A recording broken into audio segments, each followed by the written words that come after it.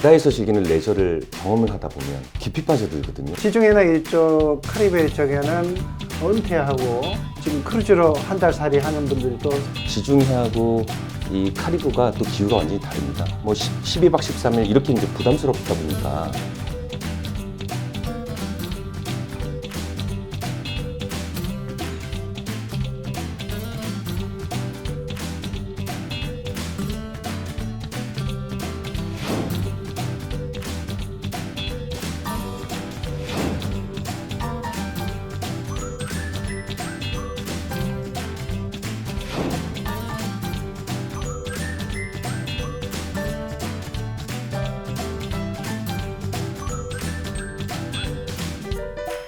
그분은 어떨 때 좀 친하신 것 같으신데 어떤? 기억하기로는 교수님을 처음 뵌 장면은 아마 2007년 정도나 8년 정도 그 무렵 아닌가 싶은데 그때 우리 펜스타 그룹에서 운항하고 있는 펜스타 드림, 펜스타 써니 그 할 때 무렵쯤 아마 교수님이 크루즈 학과를 이제 신설하기 위해서 활동하셨는데 그때 아마 그때쯤 아닌가 저는 네. 그렇게 기억합니다.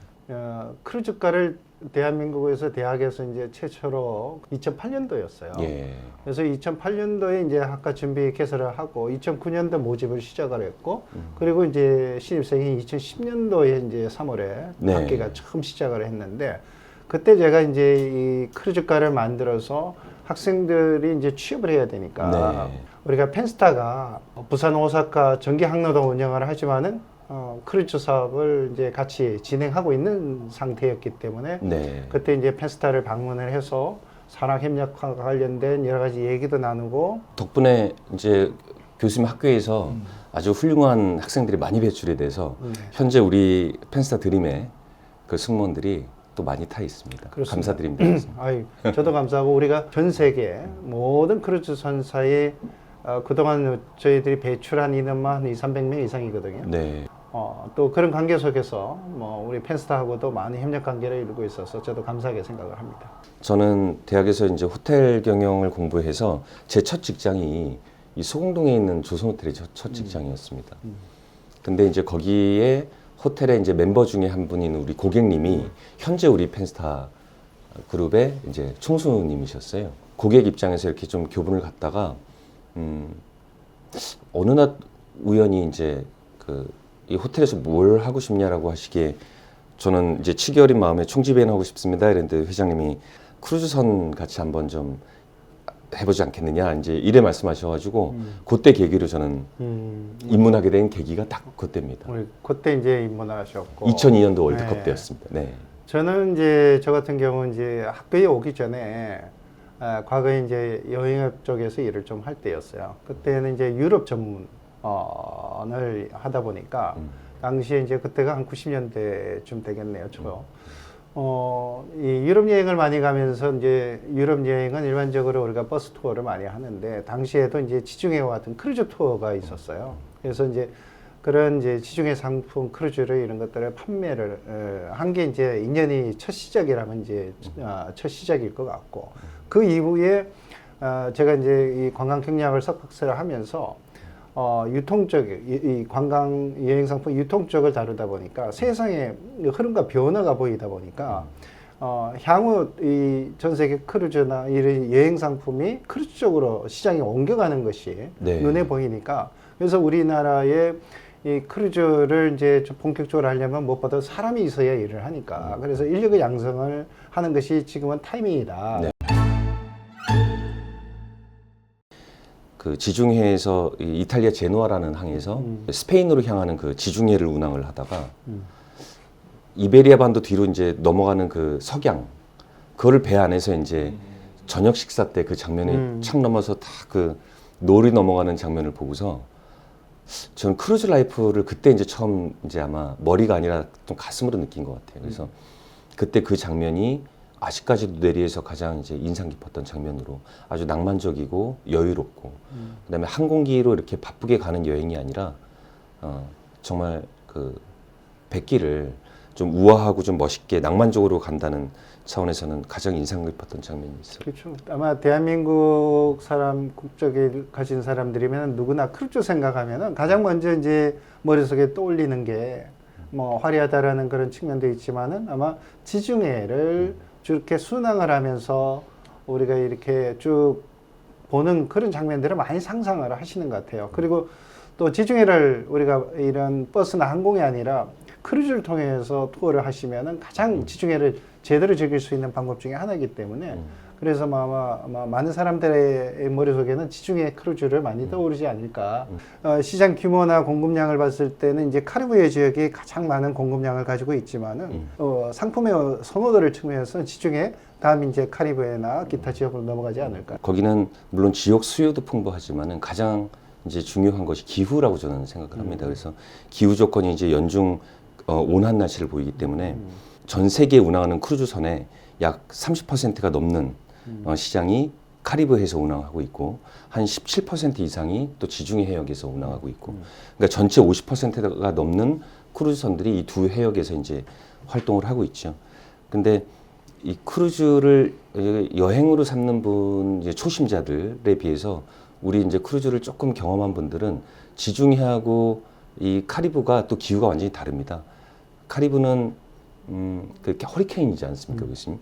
그래서 12월에서 5월까지가 이 카리브해에서 운항하기가 가장 좀 좋은 시기고 지중해 같은 경우는 또 겨울철에 되면 또 대륙의 동쪽에서 오는 대륙의 바람이 굉장히 무지하게 세거든요. 그래서 이제 또 여행하기가 안 좋고 그래서 글로벌 선사들을 보면 지중해 해역과 카리브 해역을 이렇게 리포지션을 하면서 선박을 재배치를 하면서 그렇게 운항을 하고 있습니다. 아마 이제 크루즈 여행이 계속 좀 숙달된 여행자들은 이런 포인트를 좀 알고 여행을 하면은 훨씬 더 알찬 여행이 되지 않을까 그렇죠. 싶습니다. 크루즈 여행을 보통 이제 설계를 할 때 지역별로 이제 운항 시점이나 최적의 시기가 지역별로 좀 차이가 있으니까 이제 우리가 그렇습니다. 보통은 알래스카를 크루즈를 한번 여행하고 싶다랄 경우는 이제 보통 우리가 알래스카가 4월부터 한 10월 사이가 이제 주요 크루즈 운항 시기고 성수기죠. 그 외에는 이제 가려면은 운항을 제대로 하지 않기 때문에 우리가 어떤 목적으로 누구랑 크루즈를 할 건가에 따라서 예를 들어서 이제 요즘 가족 여행을 많이 하는 시대니까 어린 친구들 동반한 이제 젊은 부모들 같으면은 아이들이 가장 좋을 만한 이제 디즈니 크루즈, 디즈니가 운영하는 디즈니 크루즈를 이용하면 아마 가장 뭐 선호도가 높지 않을까라고 하고요. 또 젊은 친구들 요즘 이제 크루즈 자체가 평균적으로 나이를 우리가 크루즈 하면은 나이 많은 사람들이 주로 전유물로 생각을 하는데 실제는 우리가 연령별로 봤을 때 20, 30대의 부분도 전체 시장의 한 30% 이상을 차지를 하고 있는 시대이기 때문에 그 젊은 사람들 같은 경우는 우리가 로얄 캐리비안 크루즈나 뭐 이런 카니발 특히 로얄은 전 세계에서 가장 큰 선박을 운영하는 회사로 이 규모가 상당히 이제 크다 보니까 이 공용공원, 퍼블릭 스페이스의 여러 가지 스포츠, 해양 스포츠, 레저 시설들을 너무나 많이 다양하게 뭐 화면에도 이렇게 나옵니다만은 그런 것들을 잘 즐길 수 있으니까 뭐 그런 쪽으로 오히려 연결해서 가면 아주 만족스러운 여행을 할 수 있고 나이 드신 분들 같은 경우는 이제 여유가 있으신 분들은 아주 이제 시본이나 우리가 이런 대표적인 럭셔리 크루즈들 이런 것들을 찾아가서 이용을 하시면은